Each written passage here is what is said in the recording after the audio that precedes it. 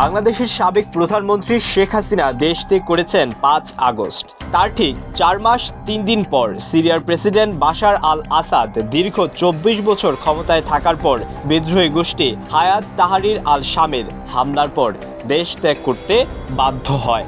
বিশ্বের অনেক শাসকই তাদের নানা কর্মকাণ্ডের কারণে দেশ ত্যাগ করতে বাধ্য হয়েছেন। সে তালিকায় যুক্ত হলেন আসাদ। আসাদ সরকারের পতনের পর সিরিয়াকে মুক্ত ঘোষণা করেছে বিদ্রোহীরা এবং আসাদ বিমানে দামেস্কে ছেড়ে অজানা গন্তব্য চলে যান।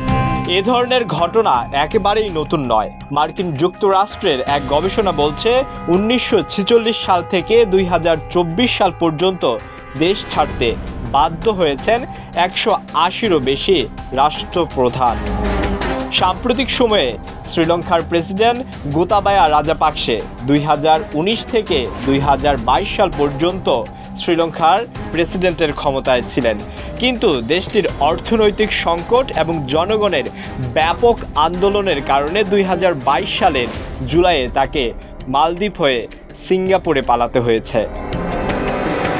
আফগানিস্তানের প্রেসিডেন্ট ২০১৪ থেকে ২০২১ সাল পর্যন্ত প্রেসিডেন্ট হিসেবে দায়িত্ব পালন করেছেন, কিন্তু ২০২১ সালের আগস্টে তালেবানরা কাবুল দখল করলে তিনি দেশ ছেড়ে পালাতে বাধ্য হন। পাকিস্তানের প্রেসিডেন্ট পারভেজ মোশাররফ ২০০১ থেকে ২০০৮ সাল পর্যন্ত ক্ষমতায় ছিলেন, কিন্তু রাজনৈতিক অস্থিরতা এবং অভিসংশয়ের আতঙ্কে ২০০৮ সালে তিনি দেশ ত্যাগ করেন এবং স্বেচ্ছায় লন্ডনে নির্বাসনে যান। ইরানের শাহ বংশের মোহাম্মদ রেজা পাহলভি শাহ বংশের শেষ শাসক ১৯৭৯ সালে ক্ষমতা ছেড়ে মিশরে পালিয়ে যান।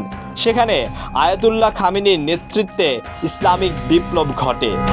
সুদানের প্রধানমন্ত্রী সাদিক আল মাহাদি সুদানে ১৯৮৯ সাল পর্যন্ত প্রধানমন্ত্রী হিসেবে দায়িত্ব পালন করেন। দেশটিতে রাজনৈতিক সংকটের কারণে তিনি পালিয়ে যেতে বাধ্য হন।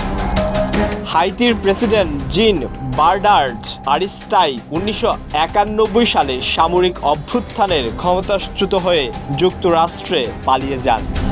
বাংলাদেশের সাবেক প্রধানমন্ত্রী শেখ হাসিনা ৫ আগস্ট ২০২৪ গণ অভ্যুত্থানে পালাতে বাধ্য হন এবং ভারতে আশ্রয় নেন।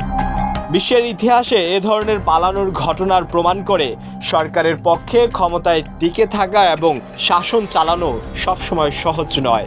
রাজনৈতিক অস্থিরতা, জনগণের চাহিদা এবং আন্তর্জাতিক চাপের মুখে ক্ষমতা ছেড়ে পালানোর ঘটনা ঘটেছে, যা রাজনৈতিক ইতিহাসের একটি গুরুত্বপূর্ণ অংশ হয়ে দাঁড়িয়েছে। আলোয়ান খান, ঢাকা প্রকাশ।